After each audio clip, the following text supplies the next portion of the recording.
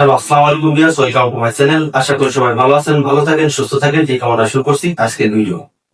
তো আমার হাসি দেখে আপনারা সবাই বুঝে ফেলেছেন যে আমি খুব ভালো একটা সংবাদ নিয়ে আপনাদের সামনে হাজির হয়েছি।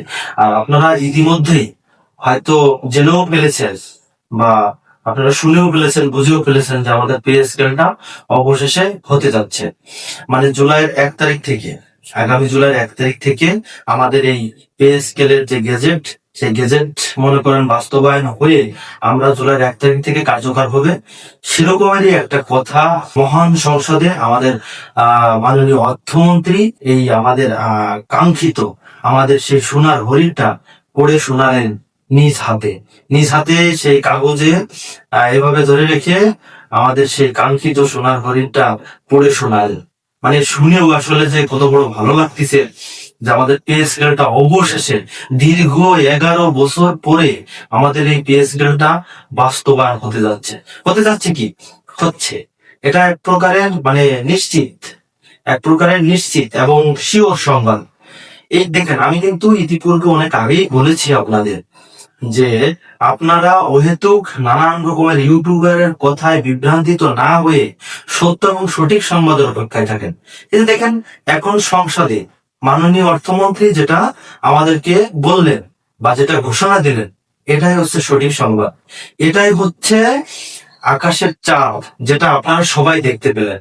ঠিক আছে, আমি আপনাদেরকে সবসময় এই কথাটাই বলার চেষ্টা করেছি যে যখন আপনাদের বাস্তবায়ন হবে, গেজেট প্রকাশ হবে, এরপরে গেজেট প্রকাশ হলেও তখন আপনারা জানতে পারবেন।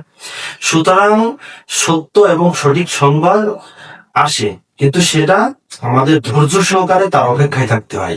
নানান রকমের বিভ্রান্তিমূলক কথায় কান দিতে নেই। ঠিক আছে, এইগুলো হচ্ছে যারা ইউটিউবাররা বা অন্যান্য গণমাধ্যম বা অনলাইন মাধ্যম যারা আছে তাদের টিআরপি বাড়ানোর জন্য এই মিথ্যা সংবাদগুলো প্রকাশ করে থাকে। কিন্তু যেগুলো মনে করেন সংসদে হচ্ছে, বাজেট ঘোষণা হচ্ছে, ওটার বিরুদ্ধে তো আর কোনো কথা নেই বা ওটা তো আর উল্টানো যায় না। এখন অর্থমন্ত্রী যে সংসদ যে ঘোষণাটা দিয়ে, এখন এটা যদি মনে করেন যে তারা ফ্লাগ করে, তাহলে এই সরকারের একটা অপমান না, এই সরকারের একটা মনে করেন দুর্নাম না? তো এটা কখনো কি সরকার প্যানেল চাইবে যেটা আমি ঘোষণা দিয়ে আমি সেটা আবার তুলে নেব? এটা হচ্ছে সঠিক সংবাদ, এটা কখনো তুলে নিতে পারবো না।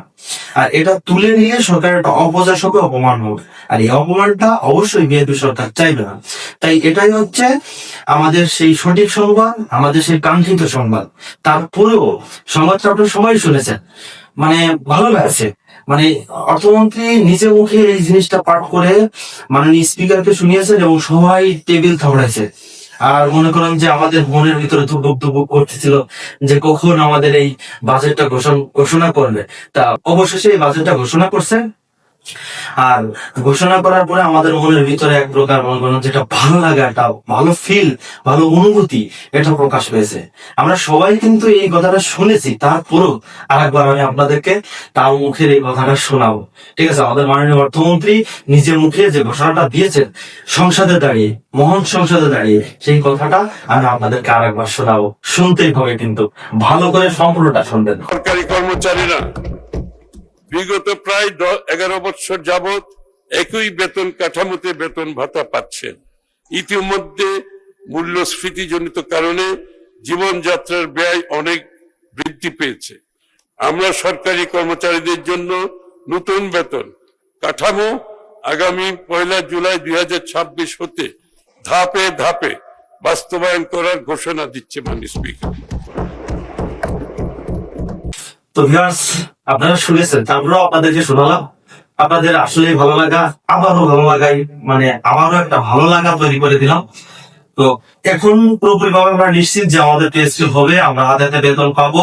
জুলাই 1 তারিখ থেকে এটা কার্যকর হবে এবং এটা হয়তো বাস্তবায়ন হতে কিছুটা সময় লাগতে পারে গেজেটটা প্রকাশ হতে। কিন্তু আপনারা জুলাই 1 তারিখ থেকে আপনারা যত পর্যন্ত মানে যে কয় মাস পর্যন্ত আপনারা বেতন পাবেন না, সেটা একটা এরিয়ার পাবো।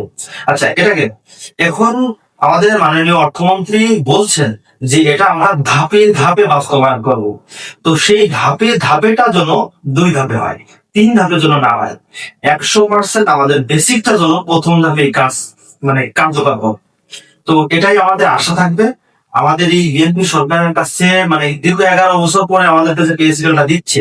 এতদিন শুধু তো আমাদের ফাঁকি দিয়ে আসছিল, মানে আমাদেরকে শুধু মানে বুড়ো আঙুল দেখা আসছিল যে এই হবে হবে হবে, মানে নানান রকমের ছল চতুরি তাল বাহানা করে আমাদের সময়টা অতিবাহিত করে দিয়েছে।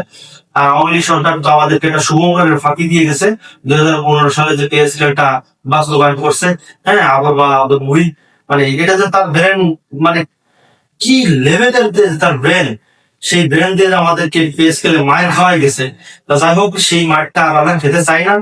আমাদের এই অর্থমন্ত্রী, আমাদের মাননীয় প্রধানমন্ত্রী, তাদের কাছে আমাদের দাবি থাকবে, আমাদের আবদার থাকবে, মানে প্রয়োজনে অনুরোধ থাকবে যে আমাদেরকে এই শুভঙ্করের ফাঁকিটা আপনারা দিবেন না। 100% অন্তত আমাদেরকে সেটা বাস্তবায়ন করুন, মানে প্রথম ধাপের জন্য বেসিকটা 100% বাস্তবায়ন হয়, সেই আশায় ব্যক্ত করে ভিডিওটি এখানেই শেষ করছি। আর আবারও আপনাদের সাথে ভালো লাগার বিষয়টা আন্তরিকভাবে শেয়ার করতে পেরে আমিও খুব খুশি।